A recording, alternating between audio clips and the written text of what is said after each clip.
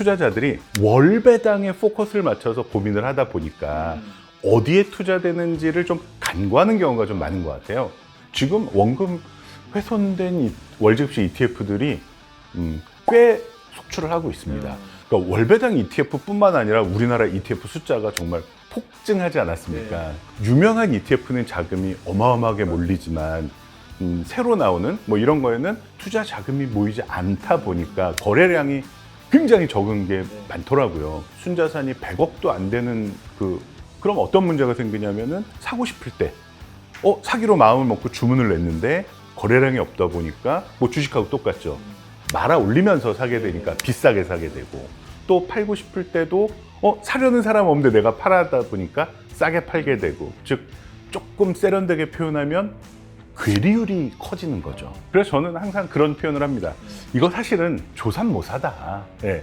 뭐 월배당이라고 더 많이 줄 것도 아니고 뭐 더 적게 주는 건 아니지만 어디다가 굴리고 있느냐를 본다면 월지급식 ETF 얘기하다 보면 꼭 이 네 가지를 다시 거론을 하게 됩니다. 배당주, 리츠, 채권, 커버드콜, 이렇게 크게 네 가지로 나누면요. 일단 1순위로 추천드리는 것은, 그러니까 저는 그 월지급 ETF는 마치 주식에 투자하는 것과 같다고 생각합니다. 어떤 회사에서 우리는 배당을 왕창 줄 거야 라고 약속을 했는데 그 약속을 지킵니다. 배당을 왕창 주는데 주가가 빠져버리면 이거 뭐 말짱 도루묵이죠. 마찬가지로 그 월지급 ETF의 전성기는 조금 지났다고 봅니다. 이제는 그야말로 진검승부의 시즌이 돌아왔다고 생각합니다. 뭐 15%를 주겠다라고 했지만 15%는 주면서 ETF 가치를 지킬 수 있느냐, 이게 이제 관건이 되는 거죠. 운용사에서 우리는 이 분배금을 챙겨주기 위해서 원금을 좀 훼손하기 시작했어라는 뭐 공시라든지 이런 걸 하지 않기 때문에 우리는 그냥 바라만 볼 수밖에 없는데, 그러다 보니 NAV, 순자산 가치가 지금 어떻게 되고 있는가를 좀 내 자산에 대해서는 좀 관심을 갖고 봐주시면 좋을 것 같고요. 역시 연금 계좌도 비클이거든요. 그렇죠? 그러니까 여기다 어떤 걸 넣느냐가 중요한데, 연금 계좌에 넣게 되면은 이제 연말정산에서 이제 세액공제를 받을 수 있죠. 한국 주식 매매 차익은 어차피 세금을 안 내는데 굳이 연금 계좌에 넣어서 할 필요가 있느냐? 어차피 세금을 안 내니까. 그래서 해외 투자하는 ETF나 펀드를 연금 계좌로 넣는 것이 유리하다.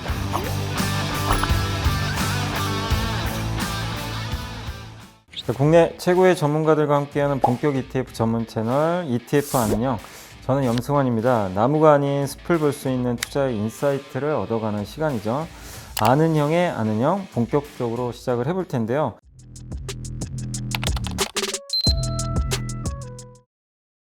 오늘은 20년 이상 PB 자산관리사로 활동하시면서 통장에 돈이 쌓이는 초저금리 재테크라는 책을 쓰신 은퇴설계 전문가 웰스에듀 조재영 부사장님을 모시고, 이 은퇴 이후에도 꾸준한 현금 흐름을 만들 수 있는 월배당 ETF 전략에 대해서 한번 오늘 이야기를 나눠보도록 하겠습니다. 안녕하세요. 네, 안녕하십니까. 반갑습니다. 그 유튜브나 요새 기사를 보면 월배당 ETF 하나면 뭐 노후 준비 뭐 충분히 가능하다 뭐 이런 기사도 되게 많은데, 요새 좀 월배당 ETF 관심들이 되게 많긴 하시거든요. 예. 근데 부사장님께서는 그러면 이 은퇴자들에게 월배당 ETF는 꼭 필요하다고 좀 생각을 하고 계신 건가요? 그런데 저는 그 월배당이기 때문에 중요하다라는 차원보다는 왜 월배당 ETF를 선호할까 잘 생각해 보면, 뭐 매월 주는 거나 1년에 한 번 주는 거나 저는 그 차이는 크지 않다고 생각합니다. 중요한 거는 그 월배당을 주기 위해서 그 ETF에서 어떻게 운용을 하느냐. 자산운용사에서도 매월 배당을 꼬박꼬박 챙겨주려다 보니까 운용 방식 또는 그 투자 대상이 상당히 좀 안정적인. 그래서 대부분 월지급 ETF의 그 운용 대상은 아마 이 네 가지 안에 다 들어갈 것 같아요. 거의. 첫 번째는 이제 배당주, 두 번째는 리츠, 세 번째는 채권, 그리고 마지막으로 커버드콜. 이 네 가지가 주 메인스트림인 것 같은데, 이 네 가지의 성격을 보면은 뭐 일반적인 주식 투자나 이런 것보다는 훨씬 좀 안정적이고, 그리고 좀 소위 말하는 인컴 펀드, 인컴 투자의 성격이 강하기 때문에 은퇴자들이 좋아하지 않나. 저는 이렇게 보고 있습니다. 그래서 월에다가 좀 강조를 하는 게 아니라 안정적인 자산의 성격이 좀 인기의 비결이다라고 보고 있습니다. 그러니까 이제 월배당이라는 키워드보다도 사실 그 안에 좀 내용이 더 중요한 거지. 네, 그걸 좀 말씀해 주셨고. 그래서 저는 항상 그런 표현을 합니다. 이거 사실은 조삼모사다. 예. 뭐 월배당이라고 더 많이 줄 것도 아니고 뭐 더 적게 주는 건 아니지만 어디다가 굴리고 있느냐를 본다면 상당히 매력을 느낄만 하다. 부사장님도 그 직접 월배당 ETF에 뭐 투자를 해보셨을 거라고 생각을 하고 있는데 이 투자를 직접 하시면서 이 부분은 진짜 개인 투자분들이 좀 조심할 필요는 있겠구나 라고 좀 생각했던 그런 아마 경험담 같은 게 있으실 것 같아요. 그런 것들 한번 말씀해 주시면 좋을 것 같습니다. 사실 여기 오기 직전에도 좀 상담을 하다 왔는데요. 방금 말씀드린 거랑 좀 일맥상통합니다. 뭐냐면 이 투자자들이 월배당에 포커스를 맞춰서 고민을 하다 보니까 어디에 투자되는지를 좀 간과하는 경우가 좀 많은 것 같아요. 예를 들면 내가 만약에 월배당 ETF를 좀 나눠서 해야 되겠다. 그래서 한 3-4개를 하고 싶다라고 할 때 이렇게 고르시는 분들이 있어요. 코덱스 하나, 타이거 하나 이런 식으로 고르는 건 사실은 좀 비합리적이라고 볼 수 있죠. 그러니까 배당주를 운영하는 거 하나, 뭐 리츠를 운영하는 거 하나, 채권으로 운영하는 거 하나, 또 뭐 커버드 콜로 운영하는 거 하나 이렇게 한다든지 아니면 한국에 하는 거, 미국에 하는 거 이렇게 나눈다든지 어쨌든 그 겉 포장 저는 그래서 월배당 ETF를 이제 비클이라고 표현을 합니다. 예, 그냥 그 껍데기일 뿐이다. 그 안을 좀 들여다보자라는 게 하나 있고요. 두 번째는 ETF 이름을 보면 우리가 어디서 운용하는지 또는 그 내용도 좀 알 수 있는 반면에 이게 월배당인지 분기배당인지는 하나하나 까보고 들어가야 되잖아요. 그 안을 열어봐야 하는 그렇죠. 거죠. 예. 그래서 저는 이거는 그냥 제안입니다만 월배당은 이름에다가 좀 써주면 좋겠다. 너무 길어지지 않아요? 지금도 긴데. 아니요, 그냥 월 하나만 딱 써주던지. 예. 그래서 물론 이제 다른 방법으로 이제 검색을 해볼 수 있지만 이게 월배당인지 아닌지를 좀 직관적으로 구분하기가 조금 어렵지 않나. 이런 면도 좀 상담하다 보면 많이 나오는 이야기더라고요. 그런 경험담도 말씀을 잘 해주셨는데 근데 이제 사실 어떤 자산을 담고 있느냐 하는 것과 이 거래량 뭐 이런 부분도 좀 상당히 좀 중요하긴 하잖아요. 맞습니다. 근데 그것도 한번 좀 설명해 주시면 좋을 것 같아요. 그러니까 월배당 ETF뿐만 아니라 우리나라 ETF 숫자가 정말 폭증하지 않았습니까? 그러면서 사실 투자되는 금액 대비 종류가 워낙 다양하게 많이 나오다 보고 또 좀 유명한 ETF는 자금이 어마어마하게 몰리지만 새로 나오는 뭐 이런 거에는 투자 자금이 모이지 않다 보니까 거래량이 굉장히 적은 게 많더라고요. 순자산이 100억도 안 되는 그 월배당 ETF도 뭐 한 10개 정도 되더라고요. 제가 살펴보니까. 그럼 어떤 문제가 생기냐면은 내가 사고 싶을 때 사기로 마음을 먹고 주문을 냈는데 거래량이 없다 보니까 뭐 주식하고 똑같죠. 말아 올리면서 사게 되니까 비싸게 사게 되고 또 팔고 싶을 때도 사려는 사람 없는데 내가 팔아다 보니까 싸게 팔게 되고 즉 조금 세련되게 표현하면 괴리율이 커지는 거죠. 예. 그러니까 그 ETF에서 제일 중요한 거는 NAV, 순자산 가치 아닙니까? 요거와 좀 벌어진 가격으로 사거나 팔게 되다 보면 결국 내 수익률에 이제 손상이 가니까 뭐 그래서 항상 그 월주식 ETF도 그 NAV를 보면서 괴리율이 벌어지지 않게 그러려면 아무래도 거래량이 좀 많은 ETF에 가입하는 것이 좋겠다 이런 생각이 듭니다. 그러니까 좀 유동성도 잘 봐야 된다. 그렇죠. 예, 그 말씀해 주셨고 근데 이제 실제로 부사장님께서 이 상담을 하실 때 그 은퇴자분들께 자주 추천해 주시는 아마 그런 ETF 월배당 ETF들이 좀 있을 것 같아요. 그러니까 부사장님만의 어떤 추천 조합이나 어떤 팁이 있는지 좀 궁금합니다. 월 지급식 ETF 얘기하다 보면 꼭 이 4가지를 다시 거론을 하게 됩니다. 배당주, 리츠, 채권, 커버드콜 이렇게 크게 4가지로 나누면요. 일단 1순위로 추천드리는 것은 이 커버드콜 ETF를 추천을 드리게 되더라고요. 왜냐하면 배당주 ETF는 제가 조금 달리 표현하면 꼭 월배당 ETF 아니더라도 내가 배당주 투자하면 비슷한 효과를 노릴 수 있죠. 리츠도 내가 마음에 드는 리츠 좀 골라서 투자하면 비슷한 효과를 누릴 수 있고요. 채권도 뭐 마찬가지입니다. 쉽진 않지만 그런데 개인 투자자가 커버드콜 구조를 내가 직접 만든다? 이건 좀 어렵죠. 불가능하겠죠. 그러니까 위에 세 가지는 이해는 빠른데 굳이 ETF로? 뭐 이런 생각도 좀 들 수 있고 그런데 커버드콜은 개인이 직접 구조를 만들기가 어려우니까 일단 좀 내가 어차피 수수료 내는 거 커버드콜 ETF를 먼저 추천을 드리고요. 그 다음부터는 이제 하나씩 좀 따져보는 거죠. 배당주 ETF 같은 경우에는 사실 우리나라에서 그 미국 배당주 ETF가 큰 인기를 끌지 않았습니까? 슈드 아닙니까? 그렇죠. 그래서 다들 이제 한국판 슈드로 굉장히 큰 인기를 끌었는데 또 올해에는 한국 배당주들이 또 연초에 급등을 하다 보니까 또 수익률은 좋아. 그러니까 요거는 아무래도 좀 역시 주식에 투자하다 보니까 변동성에 노출이 되는 것이 좀 큰 것 같아요. 다른 것보다는. 그 다음에 이제 리츠하고 특히 이제 인프라 펀드하고 같이 투자하는 예, ETF가 많다 보니까 좀 분산 투자 효과도 있고 변동성이 그렇게 주식에 비해서 훨씬 적은 장점이 있는 것 같고요. 채권은 요새 뭐 미국 장기채 뭐 인기가 많다 보니까 지난 한 2, 3년 동안 힘들었던 채권 투자자들이 요새 큰 기대를 갖고 있는데 뭐 그런 면에서 좀 특징이 있는 것 같습니다. 그래서 일단 다른 것들은 그 기초 자산에 대한 그 전망이나 분석이 우선 돼야 될 것 같고 근데 내가 직접 만들기 힘든 커버드콜 ETF는 ETF로 한번 가입해 보면 조금 독특한 수익 구조를 만들 수 있을 것이다 해서 이제 추천을 먼저 이렇게 드리고 있습니다. 어차피 리츠 채권 배당은 그냥 직접 할 수도 또 딱 있기 때문에 네네네. 일단 커버드콜은 우리가 만드는 것 자체는 사실 불가능하거든요.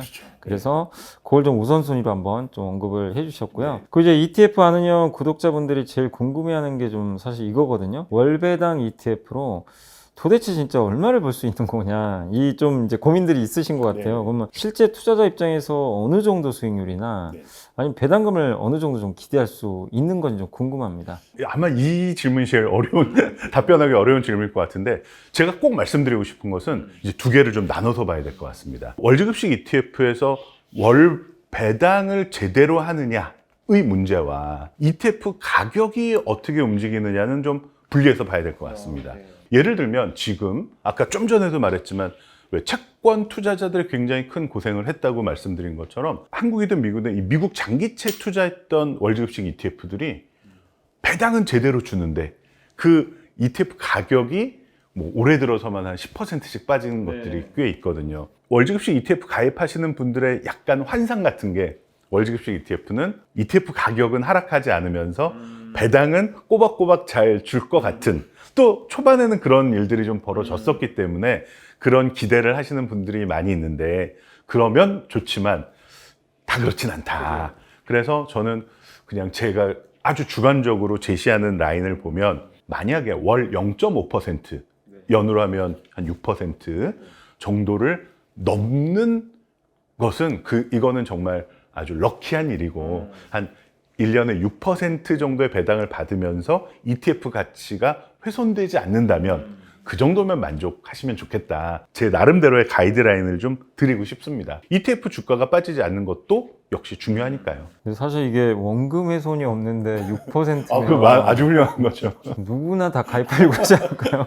사실 저도 할 수 있으면 그냥 다 넣어버리고 싶은데 그러니까 대단한 건데 지금 왜냐하면 은행 금리가 앞으로도 떨어질 가능성이 높다 보니까 그럼 이제 사실 배당의 매력은 더 올라갈 수 있는데 이제 중요한 거는 잘 얘기해 주신 게 원금 또 이 배당 수익이 높은데 원금 훼손 가능성도 우리가 염두는 해둬야 되니까 그걸 좀 언급해 주신 거죠. 지금 원금 훼손된 월지급식 ETF들이 꽤 속출을 하고 있습니다. 예를 들면 작년, 뭐 재작년 해에 비해서는 이제 확실히 좀 우열이 가려지는, 옥석이 가려지는 분위기여서 좀 화들짝 놀라시는 투자자분들도 있고요. 이게 배당을 주는 건 좋은데 이게 뭐 어떤 자산이든 간에 이런 또 ETF도 이 주식형 같은 것도 위험 자산이기 때문에 원금 손실도 있다는 건 꼭 그 염두를 해두시면 좋겠고요. 그 월배당 ETF도 근데 이제 결국 미국이냐 한국이냐 이 고민이 좀 있는데 직접 한번 해보셨을 때 이게 두 국가 간에 어떤 차이가 좀 가장 큰 건가요? 제가 한번 오늘자로 한번 조회를 해봤더니 뭐 이제 계속 조금씩 달라지겠지만 우리나라에 상장된 월 지급식 ETF가 148개가 있더라고요. 근데 이 중에서 한국에 투자하는 게 55개, 그리고 미국에 투자하는 게 87개, 그리고 이제 미국을 포함해서 해외에 투자하는 게 한 94개 정도가 되더라고요.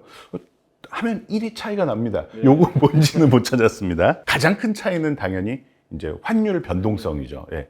저는 표현을 환율 리스크란 표현보다는 환율 변동성이라고 좀 하고 싶습니다. 예, 뭐 좋을 수도 있고 안 좋을 수도 있으니까요. 그래서 환해지를 했느냐 안 했느냐를 살펴보니까 그 94개의 해외 투자 월지급식 ETF 중에 환해지한 게 20개.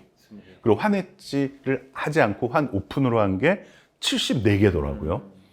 그러면은 압도적으로 많은 비율로 환에 오픈돼 있으니까 외국에 투자하는 월지급식 ETF를 한국 주식시장에 상장돼 있는 걸 가입하더라도 달러에 대한 변동성도 내가 가져가는구나라는 것을 인지하고 내가 선택을 해야 될 것 같다. 이게 좀 중요하고요. 배당주 같은 경우 아까도 우리 얘기했듯이 기본적으로는 우리가 그 미국 배당주에 대한 믿음이 워낙 강하지 않습니까? 뭐 배당 황제주, 배당 귀족주 막 이런 얘기하면서 그런데 지금 보니까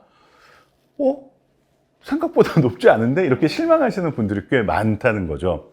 반면에 올해 수익률만 보면은 한국 배당주의 그 ETF 가격이 워낙 많이 올랐기 때문에 뭐 금융주라든가 지주사 주가가 워낙 많이 올라서 확실히 주식에 투자하는 그 ETF들은 한국이든 미국이든 변동성이 좀 있다. 그리고 리츠 보면은 저는 현재 상황에서는 한국 리츠가 조금 더 안정적으로 보입니다. 왜냐하면 오피스를 기준으로 봤을 때 그런 공실률이 외국보다는 한국의 공실률이 훨씬 낮고 리츠에 투자되어 있는 이런 대형 오피스들은 공실률이 뭐 이렇게 흔들림이 없는데 해외는 아직 그 코로나의 그 영향에서 벗어나지 못한 것 같더라고요.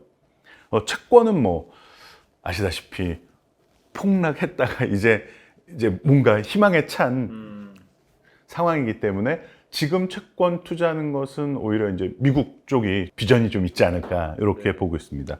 그리고 커버드 콜은 한국 기초자산을 중심으로 한 커버드 콜이 많지가 않습니다. 대부분이 다 뭐 S&P 500이나 나스닥이나 뭐 그러다 보니까 이 커버드 콜에 대한 관심은 거의 다 미국 쪽 주식에 연동돼 있고 또 지금 미국 주식시장 뭐 좋다 보니까 상반기에 좀 안 좋았지만 1, 4분기에 안 좋았지만 계속 좋아지면서 뭐 ETF 수익률도 나쁘지 않고 해서 그러니까 아까 네 가지에다가 한국, 미국 이렇게 나눠서 그렇게 좀 볼 필요가 있는 것 같습니다. 그러니까 이제 각각의 뭐 다 장단점이 있는 거지.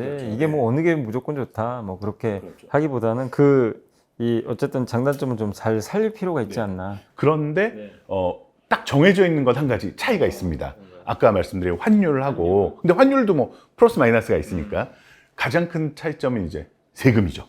요렇게 말씀드리고 싶어요. 요것만 하나 좀 기억해 두시면 좀 편하실 것 같아요. 뭐냐면 국세청에서 한국에 상장돼 있는 ETF는 펀드로 보고 미국에 상장돼 있는 ETF는 주식으로 본다.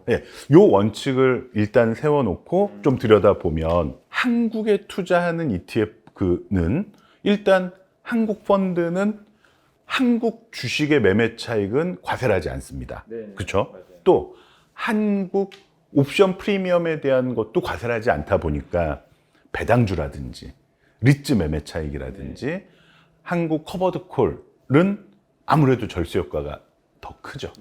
그런데 미국에 투자하는 ETF는 이것저것 따지지 않고 전부 과세를 하니까 거기에다가 환 차익까지도 과세를 하니까 아무래도 세금 면에서는 좀 양보를 해야 되는 것이 이제 해외 투자 ETF다. 미국의 ETF 같은 경우는 아예 주식으로 다 봐버리기 때문에 세금 면에서는 좀 이제 약간 불리한 부분도 있다는 거 좀 염두에 두시면 좋겠고요. 그리고 이제 요즘 그 연금 계좌로 이 월배당 ETF 투자하신 분들도 상당히 많으신데 이게 연금이랑 그런데 같이 가져가면 또 어떤 좀 장점들이 있을까요? 역시 연금 계좌도 비클이거든요. 그렇죠? 그러니까 여기다 어떤 걸 넣느냐가 중요한데 연금 계좌에 넣게 되면은 이제 연말정산에서 이제 세액공제를 받을 수 있죠. 요거는 이제 모두 똑같습니다. 그런데 기왕 연금 계좌에 넣을 거면 연금 계좌에 안 넣었으면은 세금을 내야 되는데 연금 계좌에 넣어서 요번에는 세금을 안 내고 세액공제를 받고 나중에 연금 소득세 그게 이제 3.3%에서 최대 5.5%까지인데 요거를 내게 되니까 솔직히 좀 따져보셔야 됩니다. 아까 말씀드린 것처럼 한국 주식에 투자하는 그게 뭐 ETF가 됐든 펀드가 됐든 다 마찬가지죠. 한국 주식 매매 차익은 어차피 세금을 안 내는데 굳이 연금 계좌에 넣어서 할 필요가 있느냐. 어차피 세금을 안 내니까. 그래서 해외 투자하는 ETF나 펀드를 연금 계좌로 넣는 것이 유리하다. 뭐 리츠는요, 또 한 가지 변수가 있는데요. 리츠 투자를 3년 이상 하게 되면 1인당 5천만 원까지 그 배당소득세 분리과세를 신청할 수가 있습니다. 그래서 9.9%로 낮은 세율로 해주거든요. 그러면 리츠 같은 것은 오히려 연금 계좌에 넣지 않고 이렇게 따로 하는 게 더 좋지 않을까 이런 생각도 들고요. 연금 계좌에 넣는 것은 연금 계좌에 넣지 않았으면은 통째로 과세가 될 뻔했던 해외 투자하는 ETF 전부 다, 그 다음에 채권에 투자하는 ETF, 예, 요런 것들은 연금 계좌로 넣는 것이 제일 효과적이죠. 그래서 이제 어떻게 보면 절세를 좀 우리가 해야 되는데 세금, 예, 세금 면에서 그 연금 계좌를 이제 우리가 활용했을 때 결국 해외 쪽은 어쨌든 이제 그 대부분 과세가 되기 때문에 이거는 차라리 이제 어쨌든 연금 계좌에 넣었을 때는 이제 어떻게 이제 세금을 깎는 효과가 좀 생기니까 할 필요 있고, 근데 굳이 리츠 같은 건 아까 말씀해 주신 대로 이게 3년 보유하면 5천만 원까지 9.9% 분리과세라는 혜택이 있기 때문에 굳이 이거를 또 연금 계좌에서 하는 거는 좀 그렇게 실익은 없다. 그렇죠. 그러니까 돈이 많아서 이것도 갖고 있고 저것도 갖고 있으면 좀 이제 나눠 넣을 수 있는 거고, 내가 갖고 있는 게 한국 ETF밖에 없다 그러면 뭐 선택의 여지는 없겠죠. 예. 일단 돈을 좀 많이 벌어야 합니다. 그러니까 사실 이제 이런 연금 계좌라는 게 좀 세금 혜택 효과가 있다 보니까 그걸 좀 활용하자라는 좀 의미로 보시면 좋을 것 같아요. 찬바람 불고 이제 새해 맞이하고 하면은 이제 저 친구는 세액공제 이만큼 받아서 환급 받는데 나는 못 받네 하면 좀 억울할 수 있잖아요. 예. 자, 그리고 ETF마다 근데 이제 배당률 차이가 되게 크잖아요. 어떤 건 막 이 커버드 콜 같은 경우 막 15%도 있고, 또 미국에 상장된 거는 뭐 어마어마한 그 이 배당률을 주는 경우도 있는데, 근데 은퇴자의 경우 이런 이제 초고배당 상품에 관심들을 당연히 갖게 되긴 하는데, 근데 이게 사실 그렇다고 이 세상에 공짜는 또 없거든요. 그잖아요. 그럼 어떤 점 조언을 하고 싶으신 건가요? 그러니까 저는 그 월지급 ETF는 마치 주식에 투자하는 것과 같다고 생각합니다. 어떤 회사에서 우리는 배당을 왕창 줄 거야 라고 약속을 했는데 그 약속을 지킵니다. 배당을 왕창 주는데 주가가 빠져버리면 이거 뭐 말짱 도루묵이죠. 마찬가지로 그 월지급 ETF의 전성기는 조금 지났다고 봅니다. 왜냐면 그 1년 전, 2년 전에는 그 약속을 다 지키면서도 ETF 가치가 훼손되지 않은 시즌이 있었으니까요. 그런데 이제는 그야말로 진검승부의 시즌이 돌아왔다고 생각합니다. 뭐 15%를 주겠다라고 했지만 15%는 주면서 ETF 가치를 지킬 수 있느냐, 요게 이제 관건이 되는 거죠. 그래서 사실 요게 좀 머리가 아플 수 있습니다. 그 운용사에서 우리는 이 분배금을 챙겨주기 위해서 원금을 좀 훼손하기 시작했어라는 뭐 공시라든지 이런 걸 하지 않기 때문에 우리는 그냥 바라만 볼 수밖에 없는데, 그러다 보니까 아까 말씀드린 것처럼 NAV, 순자산 가치가 지금 어떻게 되고 있는가를 좀 내 자산에 대해서는 좀 관심을 갖고 봐주시면 좋을 것 같고요. 제가 하나 팁을 좀 말씀을 드리면 ETF 체크라는 사이트가 있습니다. 이게 그 한 옛날 표현으로 하면은 이사님은 기억하실 겁니다. 한국증권전산이라는 회사 기억하시죠? 예. 그게 이제 지금은 코스콤이라고 이름을 바꾸지 않았습니까? 여기에서 운영을 하는 그 ETF 전문 사이트입니다. 그럼 여기 딱 들어가시면 가운데 맨 왼쪽에 이제 뭐 관심 해가지고 월지급 요게 있습니다. 그럼 그거 클릭하면은 우리나라 그리고 미국 것까지 ETF를 전부 소팅을 할 수가 있고 검색을 할 수가 있는데, 여기서 검색을 해보면 얘네는 지금 돈을 까먹으면서 배당을 하고 있구나. 얘네는 배당도 제대로 주는데 주가도 올라가네. 이런 것들을 좀 분류해서 보실 수 있고, 내 마음에 드는 걸로 소팅을 하실 수도 있어서 먼저 투자하시기 전에 ETF 체크에 들어가셔서 한번 검색을 해보고 좀 비교를 해본 다음에 투자를 하시면 좋을 것 같습니다. 고배당이라는 건 무조건 그러니까 좋긴 한데 그게 제살 깎아먹기가 되는 경우들도 있기 때문에, 근데 그거를 이제 ETF 체크라는 이런 이제 앱에 들어가셔서 한번 확인을 해보시고 투자를 하시면 좋을 것 같고요. 그러면 이제 1억 원이 있다면 부사장님은 월배당 ETF 포트폴리오 좀 어떻게 좀 짜실지 좀 궁금하거든요. 이게 또 어느 하나만 집중 투자하는 건 좋지 않지 않습니까? 예. 그러면 저는 그래도 제일 먼저 현재 상황에서 좀 기대하는 것은 아까 말씀드린 커버드 콜의 한 30%. 예, 요게. 근데 커버드 콜인데 이제 미국 주식 지수라든가 이런 것들 기초 자산으로 한 커버드는 30%. 그 다음에 제가 지금 좀 믿거라 하는 자산이 한국 리츠입니다. 예, 그래서 한국 리츠에도 한 30%. 그럼 이제 60%가 됐네요.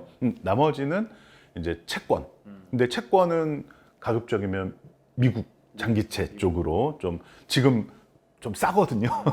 그거 한번 담고 싶고요. 마지막으로 이제 배당주가 이제 나머지가 들어가겠죠. 한 20%. 왜냐하면 배당주는 그 변동성이 크다 보니까 이 전체 성격에서는 그래도 조금 조심을 해야 되지 않을까 생각이 듭니다. 그리고 미국도 그렇고 한국도 그렇고 배당주들이 지금 가격이 좀 많이 올라와 있는 상태라서 20%만 하고 싶습니다. 커버드 콜, 채권, 리츠, 배당주 이런 걸 이제 약간 뭐 3대 2냐의 좀 차이는 있지만 그렇죠. 네. 고르게 섞는 게 좋다. 또 언제 어떤 일이 생길지 모르니까요. 네. 그리고 이제 20대, 또 30대, 40대 이렇게 세대별로 네. 좀 월배당 ETF 이제 접근하는 것도 좀 다르다고 좀 볼 수 있을 것 같은데 각 세대별로 좀 거기에 맞는 팁을 한번 주시면 좋을 것 같습니다. 저는 솔직히 20대, 30대가 월지급식 ETF를 크게 좋아할 이유는 없다고 생각을 합니다. 뭐 자기가 이제 캐시플로우를 창출할 수 있고 하니까. 그러면 뭐에 신경 써야 되냐면 월지급식 ETF에서 나오는 그 분배금을 어떻게 할 거냐. 이게 또 중요하다고 생각합니다. 그러니까 60대 이상이면은 난 그거 생활비로 쓰려고 하는 거야. 그건 좋습니다. 그런데 20대, 30대는 그거 써버리면 정말 쓸데없는 투자가 됩니다. 그래서 그거를 가지고 예를 들면 요거는 나는 100% 주식시장에 넣을 거야. 아니면 나는 요거는 뭐 안전하게 뭐 적금을 들 거야. 분명하게 그 매월 나오는 분배금을 내가 어떻게 활용할 건지에 대한 명확한 목표가 있어야 된다고 생각합니다. 그리고 아무래도 좀 장기적으로 투자할 수 있기 때문에 성장성에 좀 포커스를 맞춰서 뭐 미국 배당주라든지 미국 국채라든지 뭐 좀 이렇게 장기적으로 투자할 수 있는 것에 좀 포커스를 맞춰서 투자하면 좋겠고, 그 다음에 내가 언제 리밸런싱을 할 건지 좀 기준을 한번 설정해 놓고 하면 좋을 것 같다라는 생각이 들고요.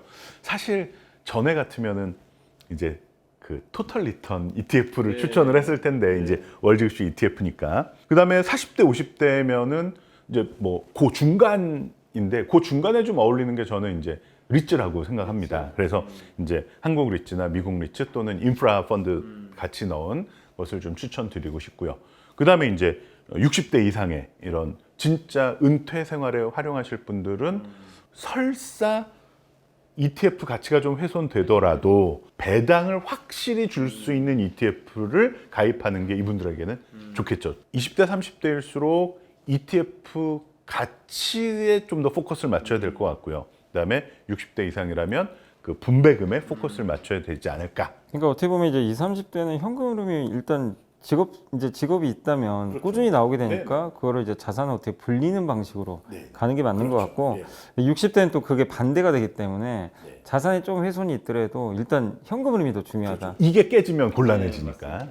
그런 거에 좀 초점을 맞춰서 운영을 하시면 좋겠다라고 말씀하셨고요. 근데 이제 투자분들이 근데 많이 헷갈려하는 부분이 어쨌든 이게 세금이 되게 구조가 좀 복잡해. 뭐 단순하게 뭐 이게 다 뭐 이게 이거는 뭐 이렇고 이게 아니고 아까 말씀하신 미국도 다르고 또 한국도 다르다 보니까 되게 좀 이게 헷갈려하시는데, 그럼 배당소득세나 뭐 절세 팁 뭐 이런 것들도 한번 소개해 주시면 좋을 것 같아요. 다시 한번 강조하지만 이 원칙은 알고 계셔야 됩니다.